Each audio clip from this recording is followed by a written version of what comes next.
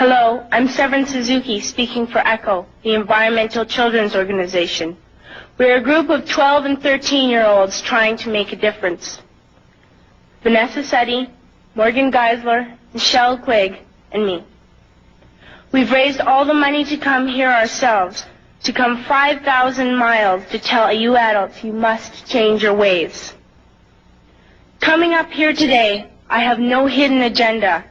I am fighting for my future. Losing my future is not like losing an election or a few points on the stock market. I am here to speak for all generations to come. I am here to speak on behalf of the starving children around the world whose cries go unheard.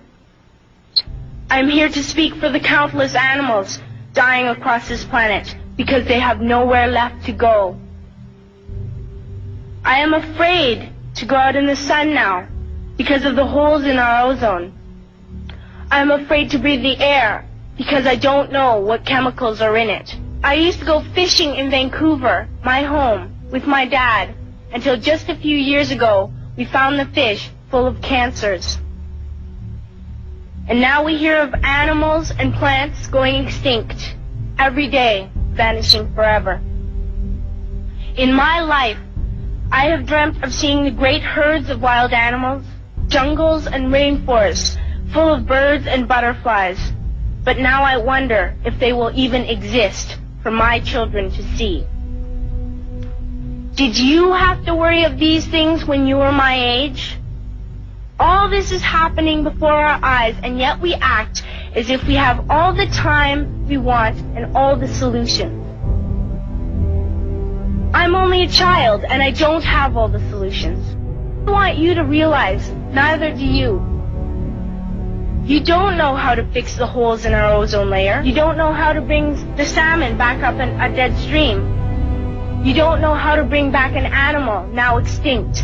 And you can't bring back the forest that once grew where there is now a desert. If you don't know how to fix it, please stop breaking it.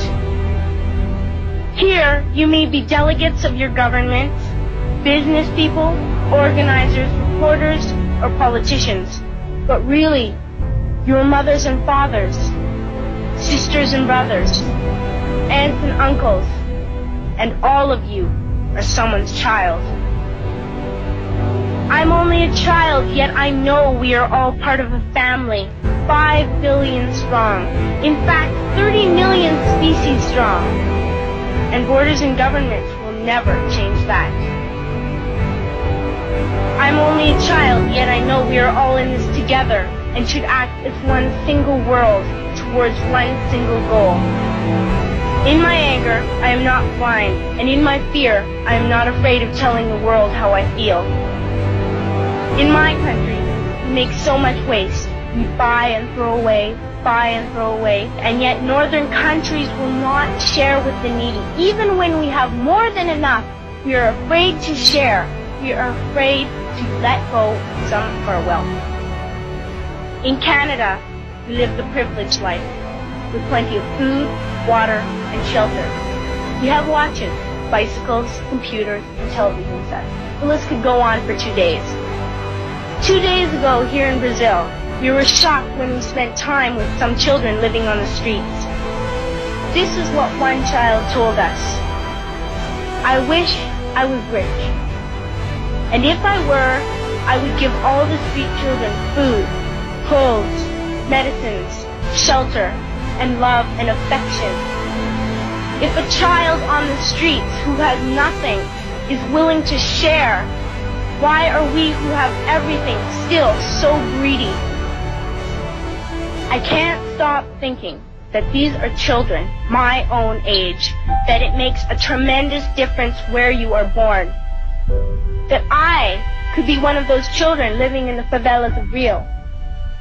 I could be a child starving in Somalia, or a victim of war in the Middle East, or a beggar in India.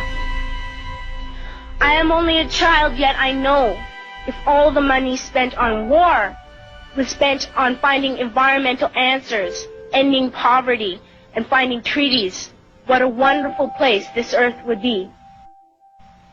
At school, even in kindergarten, you teach us how to behave in the world. You teach us not to fight with others, to work things out, to respect others, to clean up our mess, not to hurt other creatures, to share, not be greedy. Then why do you go out, do the things you tell us not to do? Do not forget why you are attending these conferences, who you're doing this for. We are your own children. You are deciding what kind of a world we are growing up in. Parents should be able to comfort their children by saying, everything's going to be all right. It's not the end of the world, and we're doing the best we can. But I don't think you can say that to us anymore.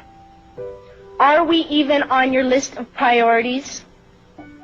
My dad always says, you are what you do, not what you say. Well, what you do makes me cry at night. You grown-ups say you love us, but I challenge you, please, make your actions reflect your words. Thank you.